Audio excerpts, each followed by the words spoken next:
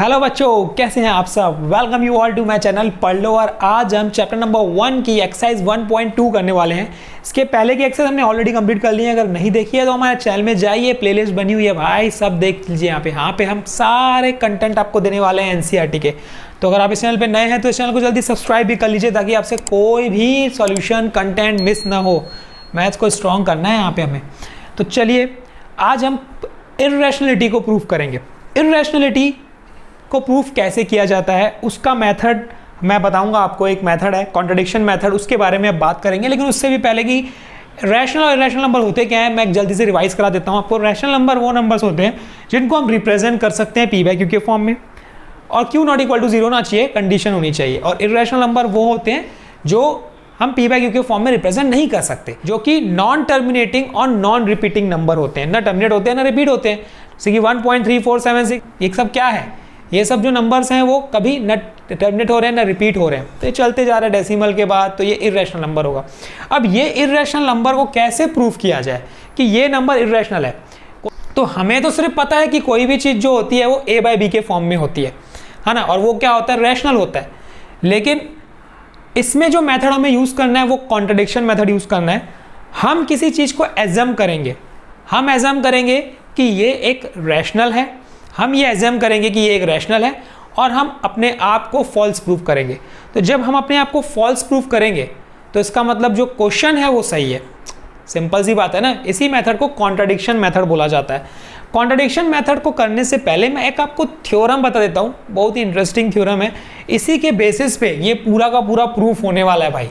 तो ये थ्योरम अगर समझ गए, ये 2 लाइन अगर समझ गए, तो आपको पूरा का पूरा प्रूफ इर्रेशनलिटी का ईजिली बन जाएगा। और ये मान के चलो डेफिनेटली पूछेगा, तय है एग्जाम में आना, ये पूछता ही है। इसको अच्छे से पढ़ लेना। कोई चीज़ नहीं समझ में आई, किसी पॉइंट पे नहीं समझ में आएगा, मुझसे पूछ लो, मैं आपका डाउट क्लियर करूँगा। जब सबसे इजी टॉपिक है और फ्री के नंबर है, ग्रैब करो। मैथ्स में 80 आउट ऑफ 80 ला सकते हो भाई, ये मेरी गारंटी है आपको। तो चलिए अब हम बात करते हैं सबसे पहले थ्योरम की। थ्योरम बोलता क्या है? थ्योरम ये बोलता है कि इफ P डिवाइड्स, P क्या है, P एक प्राइम नंबर है और एक कोई भी एक positive integer. If P divides a square then P divides a also, है ना। अगर कोई P एक प्राइम नंबर है जो a स्क्वायर को डिवाइड कर रहा है, जब a स्क्वायर को डिवाइड करेगा तो सीधी सीधी बात है वो a को भी डिवाइड करेगा। अच्छा एग्जाम्पल से समझते हैं ना, ताकि आपको समझ में आए। एग्जाम्पल हम ले लेते हैं कि सपोज एक 2 एक प्राइम नंबर है ना। 2 एक प्राइम नंबर है। अगर ये सपोज डिवाइड कर रहा है किसको, सपोज हम मान लेते हैं a स्क्वायर को डिवाइड कर रहा है, तो a हम कोई एज्यूम कर लेते हैं, सपोज हम ले लेते हैं 16 का स्क्वायर ले लेते हैं। सपोज a हमने ले लिया 16 का स्क्वायर। अगर p 16 के स्क्वायर को डिवाइड कर रहा है, सोचो समझो, 16 का स्क्वायर मतलब 256 होता है। अगर 2 डिवाइड कर रहा है 16 के स्क्वायर को, तो क्या 2 16 को भी डिवाइड करेगा? सीधी सीधी बात है ना। ये 2 1 टाइम से 2 8 टाइम्स कितना आया, 8। तो इसका मतलब क्या हुआ कि 2 डिवाइड्स a ऑल्सो, मतलब 2 डिवाइड्स 16 ऑल्सो। यही बात है ना। अगर ये कंडीशन सेटिस्फाई करती है तो ये कंडीशन डेफिनेटली सेटिस्फाई करेगी। ये आपने एग्जांपल से समझ लिया है, ठीक है। तो ये थ्योरम समझना जरूरी था, क्योंकि इसी के बेसिस पे जो है ना पूरा का पूरा आगे प्रूफ, इर्रेशनलिटी को प्रूफ करेंगे हम। तो ये समझ लो। एक एग्जांपल और दूं क्या? चलो एक एग्जांपल और दे देता हूं आपके लिए। सपोज एक नंबर है 5 डिवाइड्स 625, है ना। और 625 क्या होता है हमारा, 25 का स्क्वायर। ये होता है मेरा 25 का स्क्वायर। ध्यान से समझना, ये 25 का स्क्वायर होता है। जब 5 25 के स्क्वायर को डिवाइड करेगा, देन 5 डिवाइड्स 25 ऑल्सो करेगा। सीधी सीधी बात है। आप भी अगर देख रहे हो तो 25 डिवाइड बाय 5 5 होता है, तो करेगा ही करेगा। तो ये कंडीशन सेटिस्फाई करेगी ही करेगी। अगर ये है तो ये सेटिस्फाई करेगी, ये आपको ध्यान देना है। अगर P डिवाइड कर रहा है ए स्क्वायर को, तो P A को भी डिवाइड करेगा। ये आप लिख लो कॉपी में, बहुत ही इंपॉर्टेंट थ्योरम है। इसी के बेसिस पे अब हम प्रूव करने वाले हैं। तो चलिए सीधा टाइम वेस्ट ना करते हुए एक्सरसाइज 1.1 के क्वेश्चन नंबर 1 पे आते हैं, जो बोलता है prove that root 5 is irrational. मैं आपको रूट 5 को बताऊंगा, रूट 2 और रूट 3 का आप खुद करके देखेंगे। कुछ नहीं आया ना, बस चेंज कहाँ आएगा, 5 की जगह 2, 5 की जगह 3, बस दैट्स ऑल। तो चलिए बात करते हैं एक्सरसाइज 1.1 के क्वेश्चन नंबर। जैसे कि मैंने आपको मेथड तो बता दिया है कि मेथड का क्या बोलते हैं, कॉन्ट्राडिक्शन मेथड। अब कॉन्ट्राडिक्शन मेथड में हमने एज्यूम करना है कि जो रूट 5 है वो रैशनल है, ये हम मानेंगे, रैशनल मानेंगे, और हम अपने आप को क्या करेंगे, फॉल्स प्रूव कर लेंगे। जब फॉल्स प्रूव हो जाएगा तो क्वेश्चन क्या है भाई, सही है। ठीक है, तो अब हम सबसे पहले मानते हैं, सबसे पहला step, let root 5 be a rational number. अच्छा, रैशनल नंबर तो हम मान रहे हैं, और रैशनल नंबर का फॉर्म क्या होता है ये भी तो पता होना चाहिए ना। तो root 5 equals to a by b. अब इसी में एक कंडीशन होती है, ये कंडीशन बिल्कुल इंपॉर्टेंट है, ये पता होना चाहिए, where a and b are coprime. अच्छा, को प्राइम भी पता होना चाहिए ना आपको।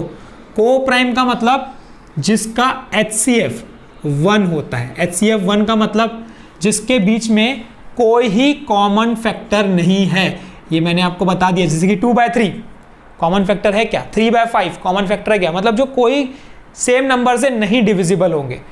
5/7 कॉमन फैक्टर है क्या, मतलब सिंपलेस्ट से सिंपलेस्ट फॉर्म, सबसे सिंपलेस्ट फॉर्म को हम बोलते हैं क्या, जिसका HCF 1 होता है, वही होता है सिंपलेस्ट फॉर्म, मतलब जिसका HCF 1।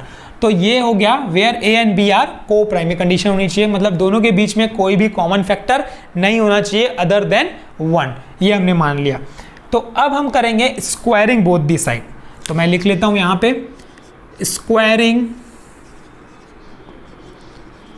Both the sides. जैसे ही आप 3 क्वेश्चन करोगे, रूट 2, रूट 3 और रूट 5 का, बस आपसे समझो बन गया। रूट 5 समझो, रूट 2 और रूट 3 को खुद से करके देखो, डेफिनेटली आपसे बन जाएगा। ठीक है, स्क्वायरिंग बोथ दी साइड क्यों करेंगे मैं वो भी बताऊंगा।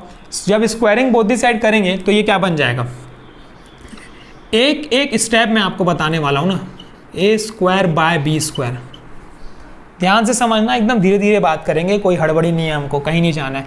रूट 5 का square equal to a square by b square. अच्छा, रूट 5 का स्क्वायर है तो रूट और स्क्वायर आपस में क्या हो जाते हैं, कैंसिल हो जाते हैं।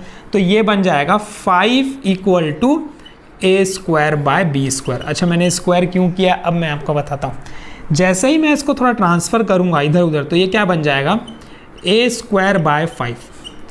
अब इससे मुझे क्या मिला, बी स्क्वायर की मेरे को वैल्यू क्या मिली, ए स्क्वायर बाय 5। अब थ्योरम याद करो, मैंने थ्योरम क्या बताया, if P divides a square then P divides a also. यहाँ पे अगर ये 5 ए स्क्वायर को डिवाइड कर रहा है, ये इसको डिवाइड कर रहा है, तो इसका मतलब 5 ए को भी डिवाइड करेगा। चलिए यहाँ पे एक थ्योरम लिख लेते हैं, इसको नाम दे देता हूँ मैं इक्वेशन नंबर 1। अब मैं यहाँ पे लिखता हूँ theorem, if 5 divides a square then 5 divides a also। ठीक है, जब a को डिवाइड करेगा तो ये क्या बन जाएगा, ये बन जाएगा मेरा a बाय 5, और इसको हम किसी में लेट कर लेंगे, वो है c। तो मैंने क्या ले लिया, let c equal to a by 5। अब यहाँ से ना a की वैल्यू फाइंड कर लो, a क्या मिलेगा, 5c, इसको नाम दे दो 2। अब यहां से 2 की वैल्यू सब्स्टिट्यूट करो किस में, 1 में। तो मैं यहां पे लिख देता हूं putting the value of a in equation number 1, मतलब 2 in 1।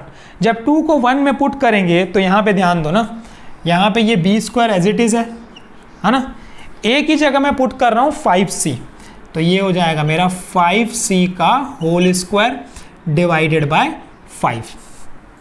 ठीक है, अब ये बन जाएगा मेरा b square equal to 25c square divided by 5। अब यहाँ पे ये 5 1 टाइम्स, ये 5 5 टाइम्स, तो बी स्क्वायर की वैल्यू आ गई 5c स्क्वायर। ठीक, अब मैं 5 को इधर नीचे लेके आ रहा हूँ, तो ये बन जाएगा b square by 5 equal to c square. अब अगर आप ध्यान दोगे तो फिर से वो थ्योरम लग रहा है भाई, if 5 divides b square then 5 divides b also. तो मैं सबसे पहले थ्योरम लिख लेता हूँ। थ्योरम क्या बोलता है, if 5 divides b square then 5 divides b also, है ना। तो इसका मतलब अब ध्यान से सोचो कि ए भी 5 से डिवाइड हो रहा है, ए भी 5 से डिवाइड हो रहा है और बी भी 5 से डिवाइड हो रहा है, लेकिन हमने क्या माना था कि वो उनके बीच में कॉमन फैक्टर क्या है, कोई भी नहीं है। मतलब उनके बीच का HCF क्या है, 1 है। मतलब कॉमन दोनों के बीच में जब है ही नहीं, लेकिन हमारा तो यहाँ पे कॉमन आ रहा है भाई 5, ए भी 5 से डिवाइड हो रहा है, बी भी 5 से डिवाइड हो रहा है, मतलब दोनों नंबर 5 से कट रहे हैं। लेकिन ये तो हमने माना ही नहीं था। हमने क्या माना था, हमने माना था कि वो दोनों को प्राइम है, HCF दोनों का 1 है, कॉमन फैक्टर होना नहीं चाहिए, तो हम गलत हो गए। तो इसका मतलब क्या हुआ, अवर assumption was wrong that A and B are co-prime, ठीक, as it is seen that 5 is a common factor between A and B. Therefore, root 5 is irrational number. Hence proved. इतना स्टेटमेंट बस हमको लिखना है इसके बाद, और ये हमारा सॉल्यूशन तैयार। कितना इजी है भाई, है कुछ इसमें? कुछ भी नहीं है यार, छोटे से स्टेप हैं। एक थ्योरम याद रखना है, जो पहले बताया वो याद भी नहीं रखना है, समझना है। ये चीज़ होती है, फैक्ट है, थ्योरम है, ठीक है। तो अब ये तो रूट 5 प्रूव करना था रैशनल। अगर रूट 3 आता तो मैं क्या लेता, 5 की जगह 3, 5 की जगह 3, 5 की जगह 3, 3, जहाँ जहाँ 5 दिख रहा है वहाँ वहाँ मैं 3 लेता। अगर रूट 2 इरेशनल आता तो मैं क्या लेता, 5 की जगह 2, जहाँ जहाँ 5 है मैं क्या लेता, 2 लेता। अब आप ये खुद करके देखो आपसे बन रहा है कि नहीं। बहुत ही ईजी क्वेश्चन है यार, इससे ईजी क्या आएगा एग्जाम में, बताओ। फ्री के नंबर हैं, ग्रैब करो। कुछ नहीं समझ में आया तो मुझसे पूछो, मैं आपका डाउट क्लियर करूँगा डेफिनेटली। इसके अलावा भी कुछ क्वेश्चन है तो भी लाओ यार, कोई भी बुक से लाओ, RD शर्मा से लाओ, RS से लाओ, मैं आपका डाउट क्लियर करूँगा। कमेंट सेक्शन में बताओ तो सही आपको किस चीज़ में दिक्कत जा रही है, क्या हार्ड लगता है आपको मैथ्स में। आप मुझे कमेंट में बताइए कि क्या नहीं समझ में आता है आपको, किस चीज़ में आपको प्रॉब्लम जाती है, सब बताओ, मैं आपका डाउट क्लियर करूँगा। ठीक है, तो चलिए, ये तो फर्स्ट क्वेश्चन था। अब हम बात करते हैं इसी के सेकंड क्वेश्चन की। चलिए हम सेकंड क्वेश्चन की बात कर लेते हैं। इसमें सेकंड वैरायटी जो एग्जाम में पूछा जाता है वो है proof that 3 + 2 root 5 is irrational. अच्छा, मुझे इसमें प्रूफ करना है 3 + 2 रूट 5 इज इरेशनल, मुझे इसको प्रूफ करना है। अब ये दूसरी वैरायटी है, 2 ही वैरायटी है भाई, देख लो। इस एक्सरसाइज में सिर्फ 2 ही वैरायटी है और एग्जाम में भी यही 2 वैरायटी पूछता है, डायरेक्ट पूछता है, वैल्यूज चेंज कर देगा, सॉल्यूशन वही है जो मैं आपको बता रहा हूँ। ठीक है, तो इसमें भी मुझे पता है। अच्छा, एक ऑपरेशन की अगर बात करेंगे, क्लास 9th में थोड़ा सा जाते हैं, रैशनल और इरेशनल कभी भी ऐड होता है तो आंसर हमेशा इरेशनल आता है, ये हमें पता है। अब यहाँ पे 3 रैशनल दिख रहा है, 2 रूट 5 इरेशनल दिख रहा है, तो रैशनल इरेशनल का मतलब इरेशनल होता है। ठीक है, इसको कैसे प्रूव किया जाए, फिर से वही मेथड लगाएंगे हम लोग, कॉन्ट्रडिक्शन मेथड, पर ये थोड़ा सा ईजी है ना पहले से। अब हम क्या करेंगे, लेट करेंगे। क्या लेट करेंगे, let 3 + 2 root 5 be a rational number, और रैशनल नंबर का फॉर्म क्या होता है, A/B, है ना, A/B, where A and B are को prime,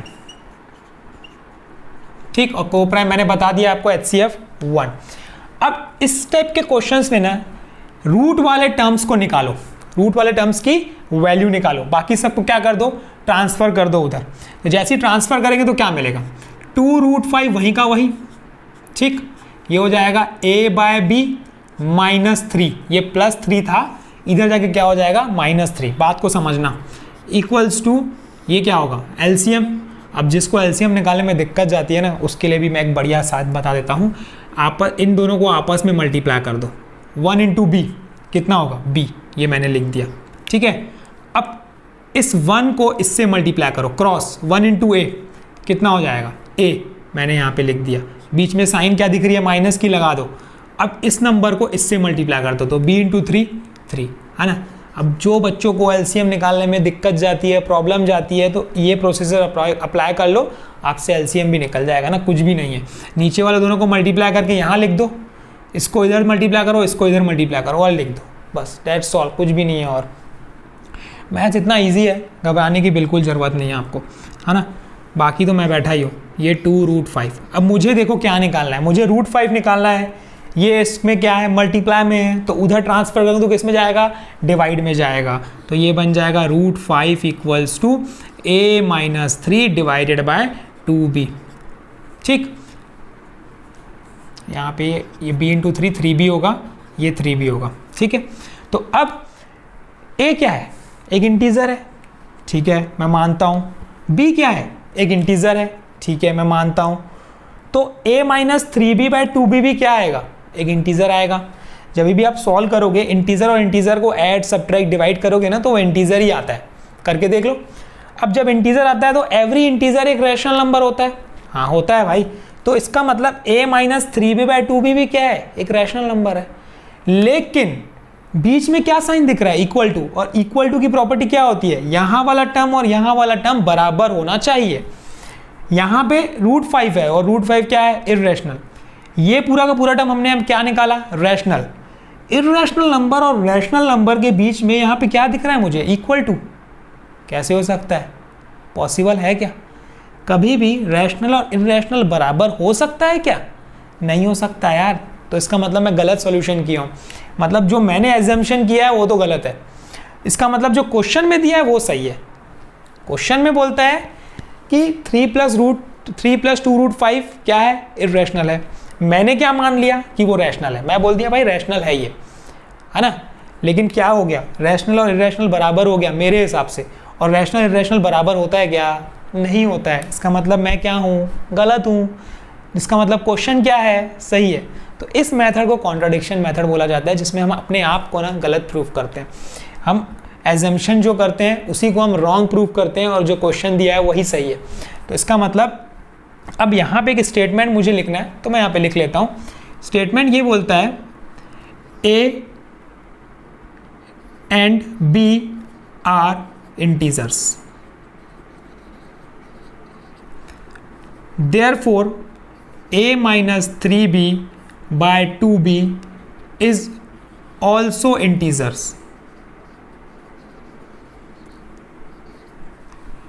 Hence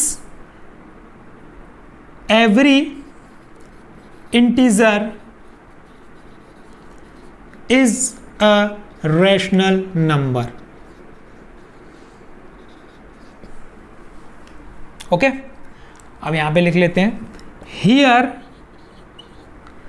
√5 is a irrational number